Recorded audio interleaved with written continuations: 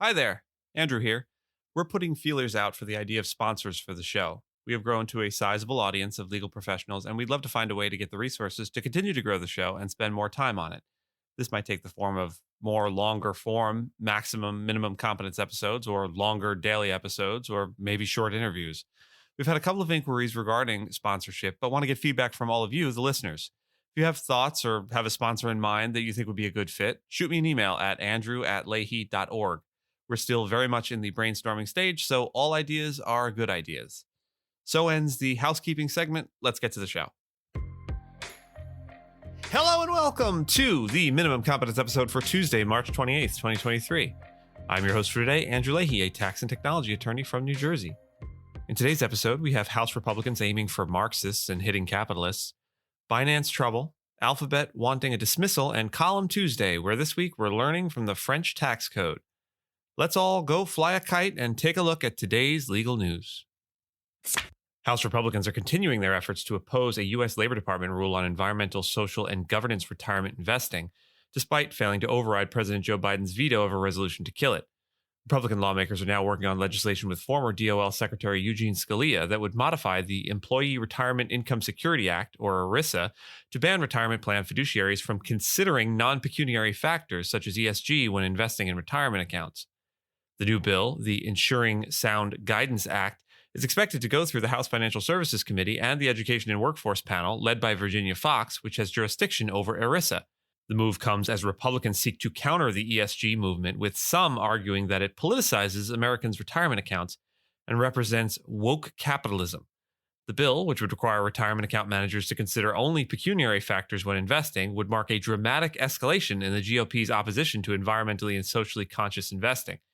The Republican position on ESG investing faces added scrutiny from benefits advisors who favor a process-based legal strategy to ERISA law. To be clear, the Department of Labor rule would merely permit investment managers to consider ESG issues if they so choose. No such considerations are being compelled, and no measures to mandate ESG considerations have been seriously proposed.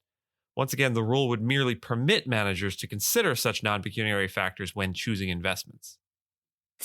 The U.S. Commodity Futures Trading Commission has sued Binance, the world's largest cryptocurrency exchange, and its CEO for allegedly breaking U.S. derivatives rules.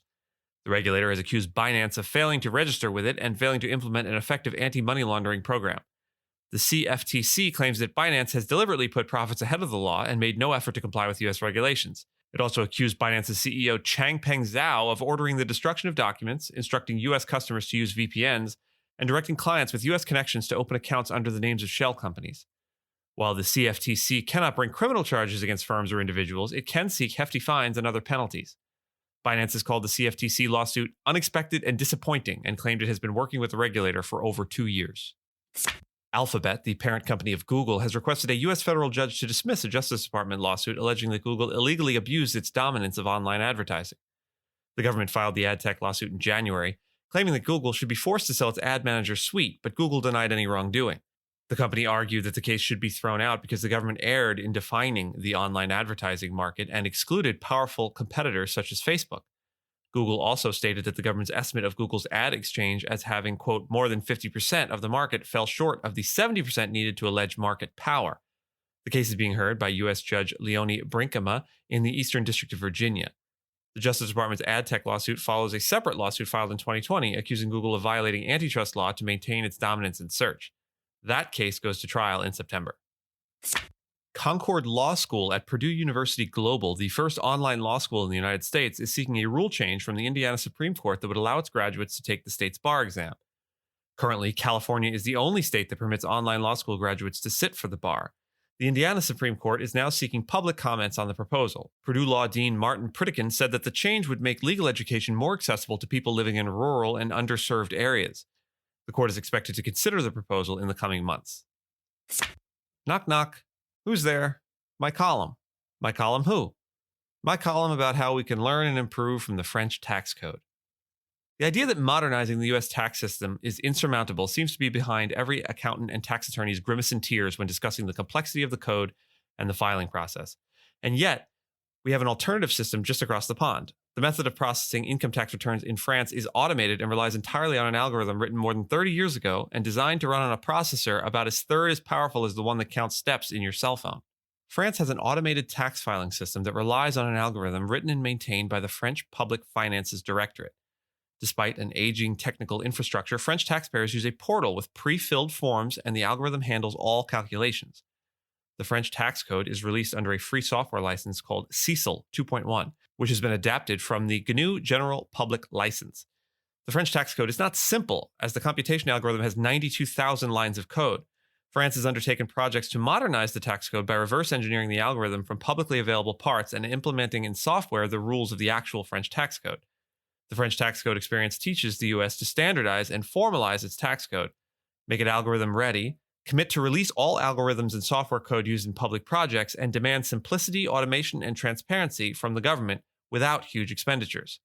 In sum, the United States tax code doesn't need to be the way that it is. It's a choice, and keeping it opaque is a choice as well.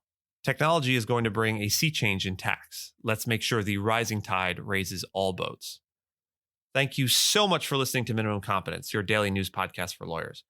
If you're looking for more than minimum competence, links to further reading on all the topics touched on today are in the show notes. If you have any questions or story suggestions, find us on Mastodon on the esq.social instance. I'm at Andrew, and my co-host Gina is at Gina. Reviews go a long way towards helping new listeners to find our show. If you have a moment and can leave a rating or review on your podcast player, we'd sure appreciate it. And if you know someone that might be interested in the story we cover, consider sending them the episode. Minimum Competence is part of the ESQcast network of podcasts and is available at minimumcomp.com. We'll see you back here tomorrow, and until then, remember, you're an adult. You can pickle anything you want. Don't let your dreams be dreams.